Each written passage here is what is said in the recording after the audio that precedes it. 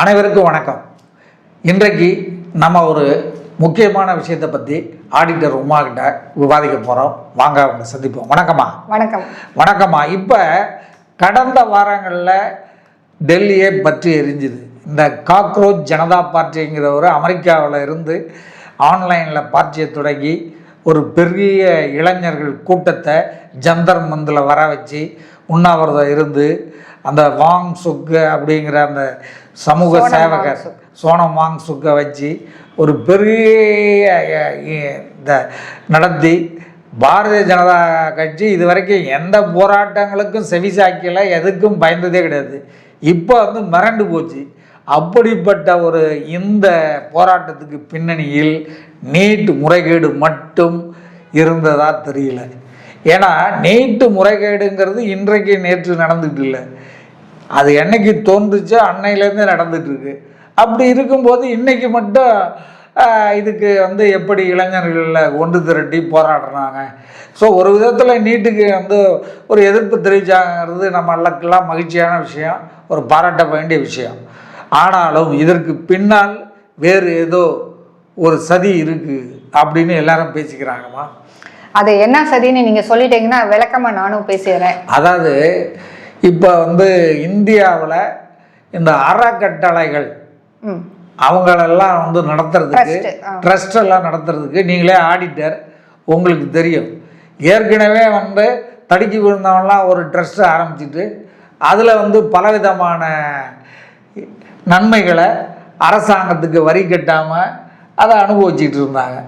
அந்த மாதிரி செயல்கள்லாம் நிறையா நடக்குதுங்கிறத ஆட்சிக்கு வந்த உடனே பாரதிய ஜனதா அரசு அதுக்கு ஒரு சட்டங்களை ஏற்றி இந்த மாதிரி ஃபோக்கஸ் அறக்கட்டளைகளெல்லாம் நம்ம கட் பண்ணணும் அப்படிங்கிற ஒரு முடிவுக்கு அந்த சட்டத்தை ஏற்றி கிட்டத்தட்ட 2000க்கும் மேற்பட்ட போலி அறக்கட்டளைகளெல்லாம் அந்த சட்டத்திட்டங்களை மீறி நடத்தக்கூடிய அந்த அறக்கட்டளைகளெல்லாம் அவங்க கேன்சல் பண்ணிட்டாங்க. மத்திய அரசு கேன்சல் பண்ணிட்டாங்க. அதில் பாதிக்கப்பட்டவர்கள் பல பேர், பல முதலாளிகள், பல மதங்கள், இவங்க எல்லாமே பாதிக்கப்பட்டிருக்காங்க. அதனால் இந்த பாதிக்கப்பட்ட மதங்களுக்கு பணம் அனுப்பி கொண்டு இருந்த அந்த வெளிநாடுகள் எல்லாம் எப்படா இந்த இந்தியாவை போட்டு நசுக்கிறதுக்கு ஒரு டைம் கிடைக்கும் அப்படின்னு பார்த்துட்டு இருந்தாங்க. அந்த மாதிரி எப்படி நம்ம தமிழ்நாடு வெறும் டிஜிட்டல் ஆன்லைன்லேயே விஜய் கட்சியை ஓப்பன் பண்ணி ஆன்லைன் பிரச்சாரத்தின் மூலமே ஆட்சியை பிடிச்சாரோ, அதே மாதிரி இந்த காக்ரோச் ஜனதா பார்ட்டி அவர் நம்ம இந்தியராக இருந்தால் கூட அவர் வாழ்கிறது அமெரிக்காவில். அமெரிக்கர் இங்கே ஒரு கூட்டத்தை கூட்டி இவ்வளவு பெரிய போராட்டத்தை நடத்தி நீட்டுக்கு எதிராக நடத்தி அதை சக்ஸஸ் பண்ணிட்டு போயிட்டார். அதுக்கு பின்னணியில் அவர் மட்டும் இருக்க முடியுமா? சரியான கேள்வி. ஏன்னா அத்தனைக்கும் எல்லாருமே சொல்கிறாங்க, நிறைய பேர் சொல்கிறாங்க சிஐஏனுடைய கைங்கரியம் இதுன்றாங்க. அப்புறம் ஐரோப்பிய நாடுகளினுடைய கைங்கரியம் நிறைய அவங்க எல்லாம் பண்ணிட்டாங்க. அப்புறம் முஸ்லீம் நாடுகளினுடைய கைங்கரியம். இதே அந்த உண்ணாவிரத்தில் இருக்கிறவங்களும் முஸ்லீம் நண்பர்களோ கிறிஸ்துவ நண்பர்களும் பேசும்போது சொல்கிறாங்க, எங்களெல்லாம் வெளிநாட்டின் கைகுலிகள்னு கூட சொல்லுவாங்க அப்படின்ட்டு. உண்மையாக இருந்தால் ஏன் சொல்ல போகிறாங்க? ஸோ இந்த மாதிரி செயல்கள்லாம் நடந்திருக்கு. வெளிநாட்டிகளின் கைகூலிகள் தான் இவர்கள் காக்ரோச் ஜனதா பார்ட்டி அப்படின்னு பேசிக்கிறாங்க. அதில் உண்மையும் இருக்கும் போல தான் தெரியுது. இந்தியாவில் எத்தனையோ கட்சிகள் இருக்குது, அவங்கெல்லாம் ஏன் இதுக்கு எதிராக போராடல? இந்த அளவுக்கு அவங்க போராடி இருக்கலாம்ல. சொல்கிறேன், காங்கிரஸ் போராடி இருக்கலாம். ஏன்னா காங்கிரஸே கூட இன்னும் சொல்ல போனால் இந்த மாதிரி செயல்களால் தான் அந்த கட்சியை பின்னாடி போயிட்டு இருந்தது. இதுல நிறைய கேள்வி இருக்கு. முதல்ல இந்த போராட்டம் எப்படி உருவாச்சுன்னு நம்ம பேசிட்டோம். ஆனா இந்த போராட்டம் நடந்துகிட்டு இருக்கும்போது அங்க வன்முறைகள் வெடிக்குது. நிறைய பேர் என்ன செஞ்சிட்டாங்க, நாடு முழுக்க ஒரு பொய் செய்தி தான் நான் சொல்றேன். அங்க இருக்கிறவங்க 100க்கு 100% நான் இந்தியர்கள்னு சொல்லலை. ஆனா அதே நேரத்துல அங்க எல்லா விதமான மக்களும் திரண்டிட்டாங்க. அதாவது ஸ்டூடெண்ட்ஸ். இதுல மதம், ஜாதி எல்லாத்தையுமே இதில் வந்து கலந்து விட்டு அடித்தாங்க. இல்ல அப்படி நம்ம சொல்லக்கூடாது, நம்மளுக்கு ப்ரூஃப். அந்த மாதிரியான மக்களையும் வந்து ஒன்று திரட்டியிருக்காங்க. இல்ல அப்படி கிடையாது, இங்கதான் நம்ம வந்து புரிஞ்சுக்கக்கூடிய சிச்சுவேஷன். என்னமா அங்க கலந்துக்கிட்டவங்களை நீங்க பாத்தீங்கன்னாலே தெரியல. இந்த நாட்டுல போராட்டங்கள் நடந்த இடங்கள்ல எந்தெந்த மாதிரியான மதத்துக்காரங்க ஜாதிக்காரங்க கலந்துக்கிட்டாங்க அப்படிங்கறதையே நீங்க வந்து பாத்தீங்கன்னா தெரியும். நம்ம பேச்சு வழக்குல சும்மா வந்து ப்ரூஃப் நம்ம கையில இல்லாம இப்படிலாம் நம்ம யாரையும் பழி போட்டுற முடியாது. முதல் பாயிண்ட், எல்லாமே பேசிக்கிறாங்க வெளியில, பேசிக்கிறத நம்ம பொது வழியில டிஜிட்டல் மீடியாவுல இதுல எல்லாமே அவங்க பேசுறத நம்ம வந்து எதையும் தட்டி கேட்க போறது இல்ல. ஆனா பேசுவதற்கு நாளைக்கு நம்மள்ட்ட கேள்வி கேட்டாங்கன்னா நம்ம கையில இந்த பாருங்க இதை வச்சுதான் நாங்க பேசுறோம், நாம வந்து சொல்லணும் இல்லையா? அதுக்கு தகுந்த மாதிரி தான் வந்து நான் வந்து எப்பவுமே தெளிவா பேசுவேன். இப்ப நீங்க கேட்டிருக்கிற இந்த விஷயங்கள் இந்தியாவோட ஒரு பாதுகாப்பை கொஸ்டின் பண்ணிருக்கிறீங்க. அதாவது உங்க கேள்வியில இருந்து போராடினவங்கள பெரும்பான்மையானவங்க வந்து இந்திய மக்கள் இல்ல அப்படின்னு சொல்லி போட்டிருக்கீங்க. அதாவது இதுதான் நான் ரெண்டே புரிஞ்சுக்கிறேன். என்னுடைய புரிதல்ல ஏதாவது இந்திய மக்கள் இல்லைன்னு சொல்ல, இந்திய மக்களை கருவியா பயன்படுத்தி இதுல வெளிநாடுகள் அவங்களுடைய எண்ணங்களை வந்து அடாப்ட் பண்ணிருக்காங்க. ஒன்னு சொல்றேங்க, அதாவது இந்த ஒன்றிய அரசு வந்திருக்குங்க. ஒன்றிய அரசை பத்தி முதல்ல ஒரு 4 பாயிண்ட் சொல்லிடுறேன். அப்ப இந்த ஒன்றிய அரசு இந்தியால எப்படி நடந்துகிட்டு இருக்கு, உலக அளவுல எப்படி இருக்குன்னு உங்களுக்கு தெரிஞ்சிடும். இப்ப வந்து நம்ம உலக அளவுல நம்மளுடைய பாரத பிரதமரை என்ன சொல்றாங்க, நம்மளுடைய மாண்புமிகு பிரதமர் அவர்களை ஒரு வலிமையான பிரதமர் சொல்றாங்க. அப்ப அதாவது இந்தியர் அல்லாதவர்கள் இந்தியாவில் இருக்கிறவங்கள்ட்ட வந்து வெளிநாட்டு ஆள்க வந்து கம்யூனிகேட் பண்ணி இந்தியாவில் சதி பண்ணுங்கன்னு சொல்ற அளவுக்கு நம்மளுடைய உளவுத்துறை வந்து சும்மா அப்படியே மோசமா இருக்கான்றது ஒரு பெரிய கேள்வி வருது. நான் கேட்கிற கேள்வி சரியான்னு பாத்துக்கோங்க. நீங்க சொன்னதுக்கு நான் வந்து கேள்வி கேட்கிறேன். அப்ப உளவுத்துறை இங்க மிஸ் பண்ணிருச்சா? எப்பயுமே கம்யூனிகேஷன், வெளிநாட்டுல இருந்து வர கம்யூனிகேஷன் இங்க என்ன நடக்குது அதை பிரதமர் அலுவலகத்துக்கு தெரிவிக்கணும் இல்லையா? அதை தடுக்கக்கூடிய சக்தி யாருக்கு இருக்கு? இந்த ஒன்றிய அரசுக்கு இருக்கு. இந்த ஒன்றிய அரசு இதுக்கு நான் ஸ்டெப் பை ஸ்டெப் வந்தாதான் நான் இன்னும் நல்லா இருக்கும். நம்மளுடைய ஒன்றிய அரசின் பிரதமரை உலகம் ஃபுல்லா ஒரு வலிமையான பிரதமர் அப்படின்னு சொல்லியிருக்காங்க. நமது ஒன்றிய பிரதமர் கிட்டத்தட்ட ஒவ்வொரு மாசமும் பல நாடுகள் போய் வந்துகிட்டு இருக்காரு. இது எல்லாருக்குமே தெரியும். எதற்காக போகிறார்? நம்மளுடைய இந்தியாவுக்கு வந்து தொழில் வளத்தை கொண்டு வராரு, பெரிய பெரிய அக்ரிமெண்ட் போடுறாங்க, எல்லாமே நடக்குது இல்லையா? சரி, ரைட்டு. அடுத்து அமெரிக்கா அண்ட் இந்தியா 2 பேரோட உறவு பார்த்துக்கோங்க.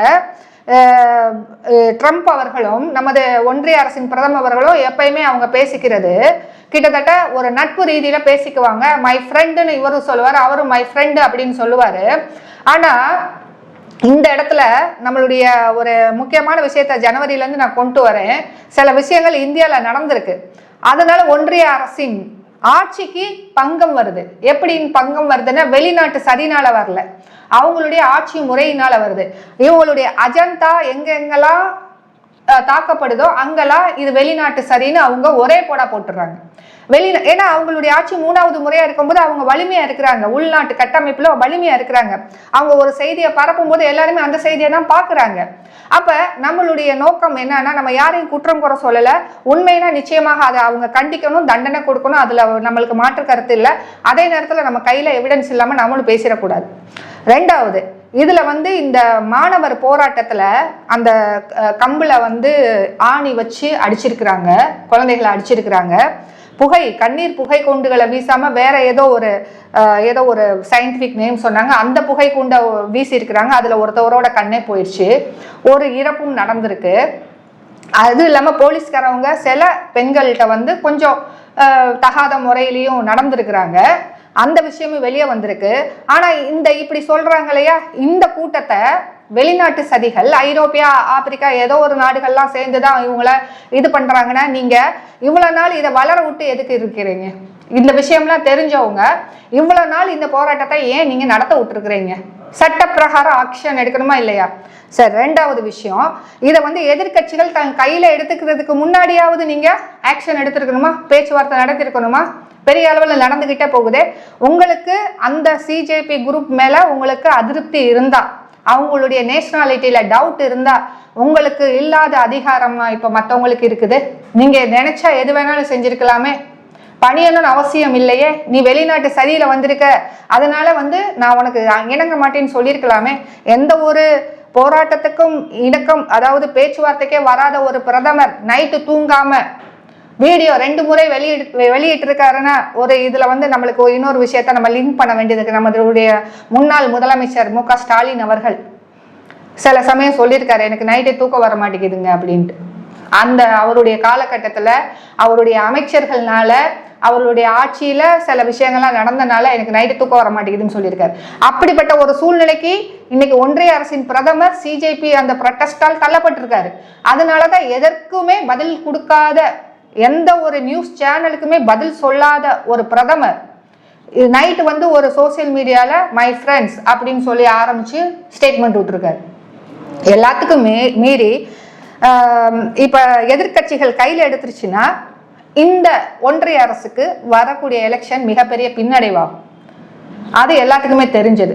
ஆனால் எப்ப இந்த ஒன்றிய அரசுக்கு ஒரு விஷயம் எதிராக நடக்கிறதோ அப்பெல்லாம் ஒண்ணு இந்த இந்திய மக்கள்கிட்ட இவங்க என்ன சொல்லுவாங்க, வெளிநாட்டு சதி இந்தியாவில் இருக்குன்னா அப்போ நீங்க எதுக்கு இங்க ஆட்சியில இருக்கிறீங்க?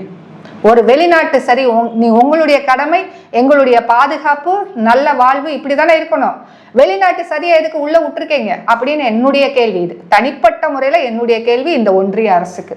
அடுத்ததுக்கு வர இந்த ப்ரொட்டஸ்ட் பத்தி பேசினாங்க. அடுத்து கல்வி அமைச்சர் வந்து ரிசைன் பண்ணிட்டார். அவருடைய ஸ்டேட்மெண்ட்ல என்ன வருது, அந்த ஸ்டூடெண்ட்ஸோட நலனுக்காக நான் ரிசைன் பண்ணியிருக்கிறேன், இது வந்து தவறான விஷயத்த லீட் பண்ணிடக்கூடாதுன்னா இப்படி ஒரு எண்ணம் இருந்ததுன்னா ஏற்கனவே தவறான விஷயங்கள் கல்வித்துறையில நடந்திருக்கா இல்லையா? அப்ப நீங்க ஏன் அந்த ஆக்ஷன் எடுக்கல? காலம் தாமதமாக ஒரு ஸ்டேட்மெண்ட்டை சொல்லி எங்களை முட்டாளாக்க பாக்குறீங்களா? மற்றவங்க உங்க கட்சிக்காரவங்க வேணா நீங்க போட்டதை பரப்பிக்கிட்டு இருக்கலாம். எங்களுடைய ஒரு கருத்து என்னன்னா, அப்படி நீங்க நினைச்சீங்கன்னா இந்த மாணவர்கள் பாதிக்க கூடாதுன்னா நீட் எக்ஸாம் ஒரு தடவை தப்பு நடக்கும் போதே ஏன் நீங்க இப்பேற்பட்ட சட்டத்தை கொண்டு வரல? ஏன் காலதாமதமா இப்படிப்பட்ட ஒரு அதாவது விளக்க சொல்லிட்டாங்க. இன்னைக்கு தேதியில அவர் மெம்பர் ஆஃப் பார்லிமெண்ட் அவர் போய் உட்கார்ந்துருக்காரு, பார்த்தோம் நாங்க. அமைச்சர் பதவியில இருந்து தான் விலகி இருக்காரே ஒழிய எம்எல்ஏ பதவியில இருந்து இல்ல, எம்பி பதவியில இருக்காரு. சாரி, எம்பி பதவியில இன்னமும் இருக்கிறாரு. அதாவது மக்களால் தேர்ந்தெடுக்கப்பட்ட ஒருத்தர் மக்களாலேயே பின்னடைவு ஏற்படுத்துற ஒரு மிகப்பெரிய சரித்திரத்தை இந்த சிஜேபி பண்ணியிருக்கு. இது வந்து வரலாறு திரும்புது மறுபடியும்.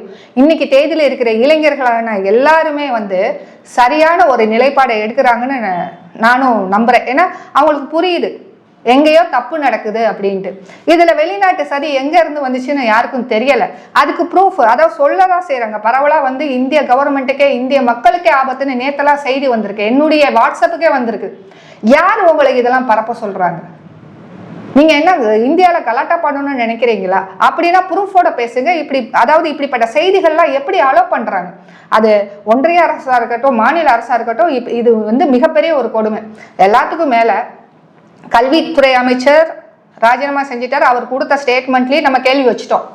நீங்க இப்படி வந்து உண்மையிலே நீங்க மாணவர்கள் மீது நலன் இருந்தா பல முறை 20 பேர் செத்துருக்காங்க. ஒரு உயிர் 2 உயிர் இல்லை, 20 உயிர் போயிருக்கு இந்த வருஷத்துல மட்டும். அப்போ உங்களுடைய நடவடிக்கை அங்க என்ன ஆச்சு? அதே மாணவர்கள் உயிர் தானே. இப்ப மட்டும் உங்களுக்கு மாணவர் மேல என்ன கருணை வந்திருக்குது? அப்ப செஞ்ச தப்ப மறைக்கிறதுக்கு நீங்க மறைக்கத்தான் முயற்சி செய்றீங்களே ஒழிய மறுபடியும் இப்ப புதுசா ஒருத்தரை கொண்டு வந்து வச்சிருக்கீங்க. அவருடைய பின்னணி வரலாறு பார்த்தோம்னா ஏற்கனவே இருந்தவருக்கு ஒரு வரலாறு, இவருக்கு இன்னொரு வரலாறு, ரெண்டும் வந்து வேற கிடையாது. அப்போ ஒரு இடத்த நீங்க யாரை வச்சு நிரப்புறீங்க? அவர்னால எப்படி வந்து சரியான ஒரு கல்வித்துறையை வந்து சீர்படுத்த முடியும்ன்றது ஒரு பெரிய கேள்வி. எல்லாத்துக்கும் மேல இவங்க 3 அக்ரிமெண்ட் போட்டிருந்தாங்க. பாதிக்கப்பட்டவர்களுக்கு 1 கோடி கொடுக்கணும். அடுத்து வந்து யாரையுமே கைது பண்ணவங்கள எல்லாத்தையுமே விடுவிக்கணும், யார் மேலேயும் கேஸ் போடக்கூடாது. 3வது ரொம்ப சிவியரான ஒரு சட்டத்திட்டங்களை பார்லிமெண்ட்ல பாஸ் பண்ணணும். அலாங் வித் கல்வித்துறை அமைச்சர் ராஜினாமா. இதை செஞ்சாங்க இல்லையா? நேத்தும் இன்னைக்கு நம்ம செய்திகளை பார்க்குறோம்.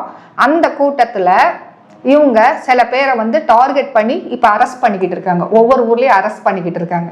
அப்போ நீங்கள் சொன்ன விஷயங்களை நீங்கள் அதாவது இது பண்ணீங்களா? நீங்கள் அப்படி அரெஸ்ட் பண்ணுறது எந்த விதத்தில் பேஸ் பண்ணி அரெஸ்ட் பண்ணுறீங்க? நாம் வந்து கேள்வி கேட்குறது வந்து ஓட்டு போட்டிருக்கோம், அதனால கேள்வி கேட்குறோம். கேள்வி கேட்டால் நீங்கள் கைது பண்ணுவீங்கன்னா இது மிகப்பெரிய தப்பாகுது.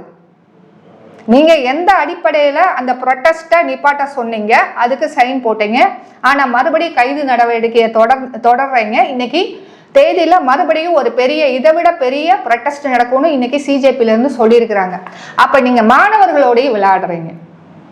இப்ப வந்து உங்களுடைய ஒன்றிய அரசு ஒரு பிரதமரை 2-3 தடவை பேச வச்சுட்டாங்க. அதாவது சிஜேபி யார் கூட பேசாத ஒரு பிரதமர் இன்னைக்கு தேதியில இந்த மாணவர்கள் பெரிய கலாட்டா, அதாவது 30 நாளுக்கு மேல பேசாத ஒரு பிரதமரை பேச வச்சாச்சு. ஏன்னா அந்த கவர்மெண்ட்டுக்கு ஆபத்து இருக்கு. ஏன்னா சோசியல் மீடியாவிலே விட்டாங்கம்மா, மாணவர்கள் போராட்டத்தில் 40 வயசு 50 வயசுக்காரங்கள்லாம் கலந்துக்கிட்டாங்க, இவங்கெல்லாம் மாணவர்களா அப்படிங்கிற மாதிரி டிவி இன்டர்வியூஸ்ல எல்லாம் காட்டினாங்க. மாணவர்கள், இளைஞர்கள், மாணவர்களுக்கு உதவி செய்யறவங்க எல்லாருமே வருவாங்க. ஒருத்தவருக்கு ஒரு பிரச்சனைனா அத மெயின் யாருக்காக போராடுறாங்களோ அவங்கள விட்டு எல்லாருமே வருவாங்க.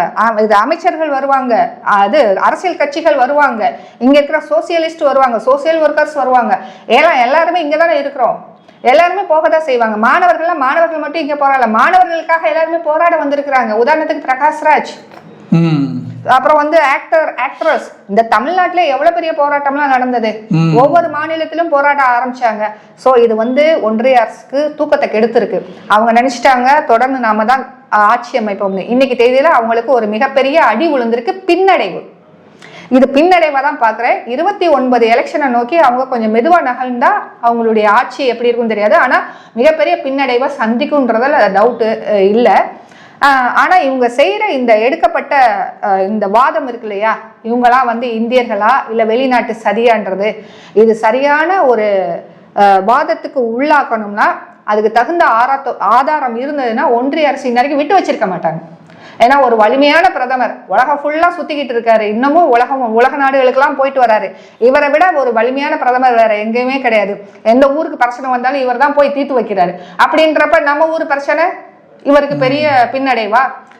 இதுக்கு முன்னாடி ஒரு நிகழ்வு நடந்தது பாராளுமன்றத்துல. அதான் சொல்றேனே, ஒன்றிய அரசுக்கு எப்பப்பெல்லாம் பிரச்சனை வருதோ அப்ப வந்து மற்றவங்க மேல பழிய தூக்கி போட்டுருவாங்க. உதாரணத்துக்கு நம்மளுடைய எம்பி, அவங்க பேர் டக்குன்னு வரல, காங்கிரஸ் எம்பி, அவங்க வந்து அடிக்க வந்ததா கூட சொன்னாங்க. பாரத பிரதமரை அடிச்சிருவாங்க, அதனால நாங்க பார்லிமெண்ட்டுக்கு பாரத பிரதமரை வரவிடல. இது எப்பன்னா எந்த காலகட்டத்துலன்னா இந்த எப்ஸ்டீன் ஃபைல்ஸ் இதெல்லாம் வந்து பேசப்பட்ட காலத்துல வந்து இதெல்லாம் நடந்தது. அப்ப நீங்க என்ன எப்பேற்பட்ட ஒரு முன் உதாரணத்தை இந்த இந்திய மக்களுக்கு நீங்க காமிக்கிறீங்கன்னு நான் ஒன்றிய அரசை பத்தி நான் கேள்வி கேட்கிறேன். இப்ப அதாவது எவ்வளவு பெரிய மரியாதைகள், எவ்வளவு பெரிய விஷயங்கள்லாம் செய்வீங்கன்னு காத்திருந்துதான் உங்களை ஓட்டு போட்டு நாங்க பதவியில உட்கார வச்சிருக்கோம். ஆனா இன்னைக்கு தேதியில உங்களுடைய நடவடிக்கை எல்லாத்தையுமே வந்து நீங்க பரப்பிக்கிட்டு இருக்கீங்க. ஆனா இப்ப நாங்க அதையும் கேள்வி கேட்டுக்கிட்டு இருக்கோம், நீங்க தான் பதில் சொல்லணும். இப்ப வந்து இன்னைக்கு தேதியில இந்த காலகட்டத்துல இன்னைக்கு கைது நடவடிக்கைகள் நடந்துகிட்டு இருக்கும் போது கபில் சிபில் மிகப்பெரிய ஒரு பெரிய அளவுல வாதாடக்கூடிய ஒரு வக்கீல், அவர்கள் வந்து சிஜேபிக்கு 1 கோடி வந்து டொனேஷன் கொடுத்துருக்காரு. காரணம் என்னன்னா அது எல்லாருமே நீங்க வந்து நடத்துற விதத்துலதான். அவங்களுக்கு இப்ப பணம் தேவைப்படுது, வழக்குகளை சந்திக்கிறதுக்கு பணம் தேவைப்படுது, அவங்களுடைய இயக்கத்தை நடத்துறதுக்கு பணம் தேவைப்படுது. அது மட்டும் இல்லாம மக்களிடத்தையே வந்து நேரடியாக ஒரு அப்பீலும் சொல்லியிருக்காங்க. இது ஒரு விஷயம் கிடையாது. இப்ப சொன்ன மாதிரி எஃப்சிஆர்ஐ வந்து பொதுவாகவே பாரதிய ஜனதா கட்சியோட ஒரு கட்சி வந்து யாருக்கு சாதகமா செயல்படும்னா ஒரு இயக்கத்துக்கு சாதகமா செயல்படும். அந்த இயக்கத்தோட கொள்கைகளை நிலைநிறுத்தணும். அப்ப இது வந்து இவங்களுடைய ஒரு அஜெண்டா வந்து மொழி வந்து ஹிந்தி ஆக்கணும், ஹிந்துஸ்தான் ஆக்கணும், இதெல்லாம் எல்லாமே ஒரு பெரிய அஜெண்டா இருக்கு இவங்களுக்கு. அதை செயல்படுத்தும் போது இங்க இருக்கிற இவங்களுக்கு மிகப்பெரிய மதமாற்ற கும்பல் அப்படின்னு வரும்போது அது வந்து வெளிநாட்டுல இருந்து வர பணமா இவங்க சொல்றாங்க. இவங்க இப்ப உதாரணத்துக்கு நான் சொல்றேன், டிமானிட்டைசேஷன் நம்ம பேசியிருக்கோம். 2017 அப்புறம் டிமானிட்டைசேஷன் வந்திருக்குது. அதாவது துரந்தர் படத்துக்கும் இந்த டிமானிட்டைசேஷன் இது நடந்ததுக்கு ஒரு சின்ன சம்பந்தம் இருக்கு. பெரிய பெரிய கொள்ளையர்கள், பெரிய பெரிய தொழிலதிபர்கள், பெரிய பெரிய அரசியல்வாதிகள் கொள்ளையடிக்கிறான்றதுக்காக ஒரு சாதாரண மனிதனை பேங்க் வாசல்ல நிக்க வச்சிங்களே டிமானிட்டைசேஷன் சொல்லி. சாதாரண மனுஷன் என்ன 500 ரூபா நோட்டையோ 1000 ரூபா நோட்டையோ தூக்கி பதுக்கி வைக்க போறாங்களா? என்னுடைய சிம்பிளான கேள்வி. ஸோ நீங்க ஒரு விஷயத்த எப்படி வேணாலும் நீங்க சீர்படுத்தலாம். வெளிநாட்டுல இருந்து முறைகேடா பணம் வருது, அதுக்குரிய சீர்திருத்தத்தை பண்ணுங்க. ஆனா அதுக்குன்னு நீங்க எஃப்சிஆருக்காக தான் இவங்க போராடுறாங்க அப்படின்னு நீங்க கட்டவிழ்க்கிறது வந்து இப்படி வந்து உங்களுக்கு தான் பின்னடைவு. அதான் ஏன்னா இன்னைக்கு தேதியில எல்லா இன்ஃபர்மேஷனும் அவைலபிள் சோசியல் மீடியால, எல்லாருக்குமே எல்லாமே புரியும். யார் என்ன சொல்றாங்க அது சரியா தப்பான்ற காலகட்டத்துக்கு எல்லா இளைஞர்களும் அந்த அளவுக்கு தன்னுடைய வளர்ச்சியை முன்னெடுத்துக்கிட்டாங்க. அப்படின்றப்ப நீங்க ஏதாவது தவறா நீங்க ப்ரொபகேண்டா பண்ணீங்கன்னா அது உங்களுக்கு பின்னடைவதான் செயல்படும். எஃப்சிஆரைக்கும் இந்த காக்ரோச் பார்ட்டிக்கும் சம்மந்தம் கிடையாதுங்க. எஃப்சிஆரை வந்து கிட்டத்தட்ட ஒரு 3 வருஷமா பேசிக்கிட்டு இருக்கிறாங்க. கிட்டத்தட்ட நிறைய ட்ரஸ்ட்டை வந்து நிப்பாட்டி இருக்கிறாங்க. முறைகேடான ட்ரஸ்ட்டுகளை நிப்பாட்டணும், அதுல சந்தேகம் இல்லை. ஆனால் அதுக்குன்னு நீங்க வந்து முழுக்க வந்து நீங்க பணமே வரக்கூடாதுன்னா ஒரு சில இயக்கத்துக்கு இன்னும் யூஎஸ்ல இருந்து பணம் வருது, அதை கேள்வி யார் கேட்பா அப்படின்றதோட நான் முடிச்சுக்கிறேன். மீண்டும் அடுத்த வீடியோவில் சந்திப்போம்மா. நன்றி, வணக்கம். நன்றி, வணக்கம்.